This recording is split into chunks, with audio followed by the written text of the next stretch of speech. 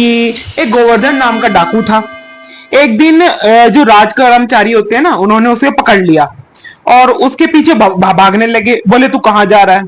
वह उनसे बचने के लिए जो भागवत कथा के जो पंडाल नहीं होते, वहां पे वो घुस गया। भागवत कथा के जो पंडाल होते हैं वहां पे वो घुस जाता है। तो राज कर्मचारी वहां तक जब पहुंचे तो उन्होंने उन्होंने सोचा कि एक चोर सत्संग में तो आएगा नहीं, वो बच गया। और यह सोचकर वह वहां से चला गया। मतलब जो राज कर्मचारी थे वो वहां से चले गए। पंडाल में वह चोर कुछ घंटों तक कथा सुनता रहा। कथा में श्री कृष्ण के बाल रूप का वर्णन हो रहा था कि भैया बाल रूप में कैसे दिखते हैं। कथावाचक ने कहा, ठाकुर जी अभी 7-8 वर्ष के बालक हैं। बालक श्याम सुंदर और रोज रोज सोने की घड़ी, सोने के मुकुट धारण, मतलब सोने के मुकुट, सोने के गले में कंठी माला वगैरह पहना करते थे। चोर तो था ही भैया। और उसने जैसे सोने की बात सुनकर उसने ध्यान से सुना, हाँ भैया ये ये जिसके पास सोना है इतना, ये तो बहुत अमीर होगा। तो उसने सोचा कि एक बालक जो अकेले वन में गाय चरा रहा है, उससे लूटना तो बहुत आसान पड़ेगा, है कि नहीं भैया? आप ये सोचोगे भैया कोई डाकू हो कि भैया कोई गाय चरा रहा हो, तो वही सोचोगे बोले बहुत छोटा सा बालक है, इसे लूटना तो बहुत आसान होगा मतलब। और फिर कथा समाप्त होने के बाद, जब कथा समाप्त हुई, जो डाकू ने, जो पंडित था, जो मतलब कथा गा रहा था, उसे कहा हाथ पकड़ के, बोले ये इसका एड्रेस बता, इसका पता बता, जिसके पास इतना सोना है, इस बालक की कथा सुना। तो कथा प्रवक्ता समझ गए कि इस व्यक्ति पर ठाकुर जी की कृपा होने वाली है। ऐसा हुआ। उन्होंने उससे कहा, बेटा वह तो बहुत दूर वृंदावन मथुरा में रहते हैं, उसके पिता का नाम नंद बाबा है। चोर ने ऐसे नहीं पूरा बताओ भैया, पता लिख के, क्योंकि मैं वहां जाऊंगा उसको लूटने। उसको वो पंडित को भी दे दिया। पंडित ने भी डरते सहमते उस जो वो था एड्रेस पता वगैरह उस चोर को दे दिया। तो अरे वाह, चोरों का भी सरदार है, तुम उसे इतनी आसानी से नहीं लूट पाओगे। पंडित ने कहा, वो इतनी आसानी से लूटने वाला नहीं है। डाकू बेहद अभिमानी था कि भैया कैसे से करके आज तो लूटना ही है। उसने कसम खा ली कि प्राण चले जाएं, लेकिन आज तो मैं कृष्ण मतलब जी को ठग के मानेगा। उसने ये सोच लिया। तो मैं कसम खाता हूं, उसने कसम खाई, जब तक उस बालक को लूट नहीं लेता मैं पानी नहीं पीऊंगा। प्रवक्ता ने मन ही मन सोचा कि अब इस डाकू का उद्धार निश्चित है, क्योंकि हमारे प्रभु इतने दयालु उदार हैं कि यदि उन्हें लूटने के इरादे में भी उनके पास जाएं, तो वह स्वयं को लुटवाने के लिए तैयार हो जाते हैं। उन्होंने ये कहा।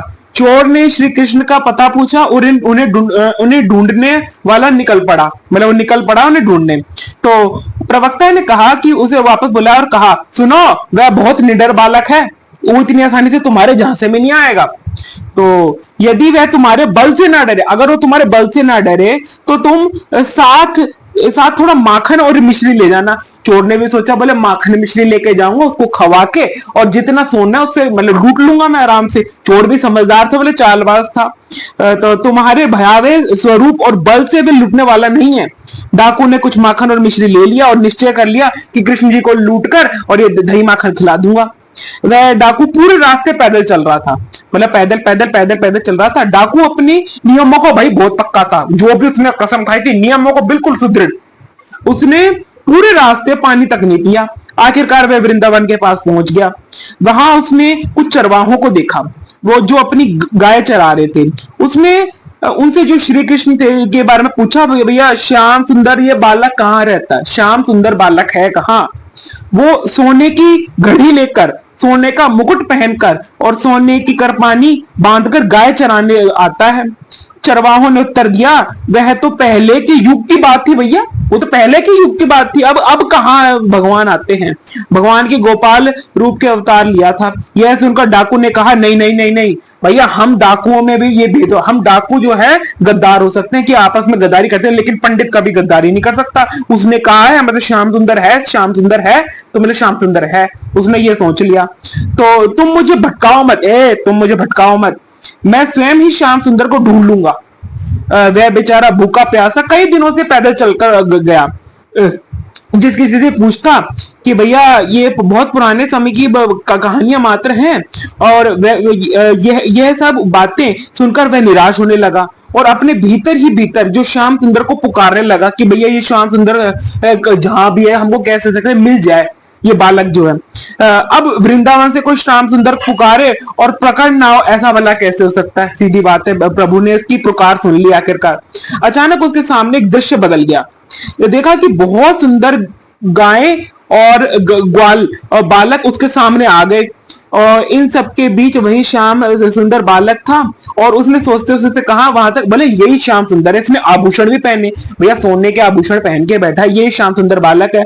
प्रभु ने अभी आभूषण धारण किए हुए थे जिनका उसने कथा में वर्णन सुना था। प्रभु ने देखा कि अलबेला भक्त उन्हीं की ओर आ रहा है, तो उन्होंने सभी सखाओं को कहीं और जाने को कह दिया कि भैया तुम कहीं और चले जाओ। जब वह डाकू नजदीक पहुंचा तो उसने प्रभु से कहा, अपने सारे आभूषण उतारकर मुझे दे दे। ठाकुर जी मुस्कुराकर बोले, ये आभूषण मेरे हैं, मैं तुम्हें क्यों दूं?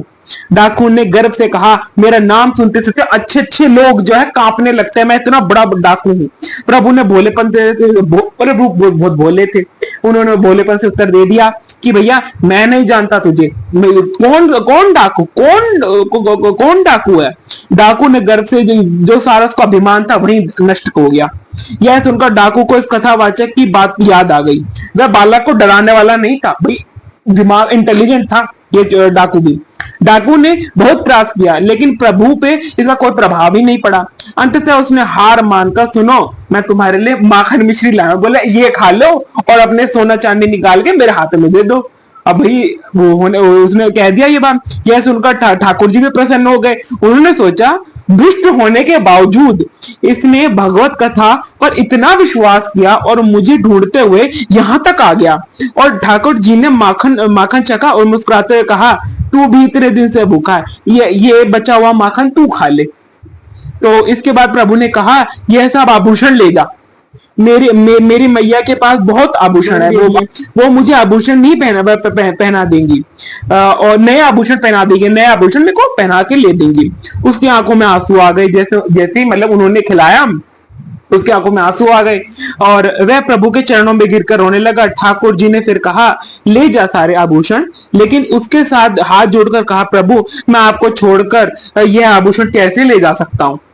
ठीक उसी क्षण उसकी मृत्यु हो गई और वह प्रभु का नित्य सखा बनकर उनकी सेवा में पहुंच गया, मतलब वो गया अपना बैकुंठ लोक। निष्कर्ष, चोर ने, अब इसका निष्कर्ष आप क्या निकालेंगे? आप एक बात देखें, एक चोर है, चोर ने भैया ये ठाना कि मुझे भगवत प्राप्ति करनी है, मुझे भगवत प्राप्ति करनी है। उसका ये मतलब श्याम सुंदर करते गया और अपना वृंदावन और अपने उसको मेरे को जाना है प्रभु को ढूंढने, तो उसको आखिरकार मिले प्रभु। तो हम क्या करते हैं, हम बीच में प्रभु का नाम लेना छोड़ देते हैं। अगर हम ज्यादा से ज्यादा नाम ले तो क्या पता हमारे जो सुदृढ़ विश्वास और इतने अतुल्य बल के कारण हमें भी जो कृष्ण भगवान है वो हमको साक्षात दर्शन दे दे, या हमारे साथ भी कुछ, जैसे चोर के साथ ऐसा हो तो हमारे साथ क्यों नहीं हो सकता भाई? सीधी बात है भैया, मानते हैं कलयुग है, लेकिन आप अपने जो कर्म वगैरह है वो काफी हद तक सही रखें और आपको भी भगवत प्राप्ति जरूर होगी। मेरा आपसे सभी में ये निवेदन है। अगर आपको मेरा सच में वीडियो पसंद आया है और हमारी जो कहानी सुनकर आज अगर आपको कुछ भी मोटिवेशन वगैरह मिला है तो इसको सब्सक्राइब जरूर करना हमारे चैनल को। ध्रुव वासुदेव लॉन्चर नाम से हमारा चैनल है ये, और इसमें हम जो न्यूज रिपोर्टर वगैरह और कथावाचक कथाएं आपको सुनाने की कोशिश करते हैं हम, ठीक है ना? हमारे चैनल को जरूर से जरूर सब्सक्राइब करो, लाइक करो और शेयर करो।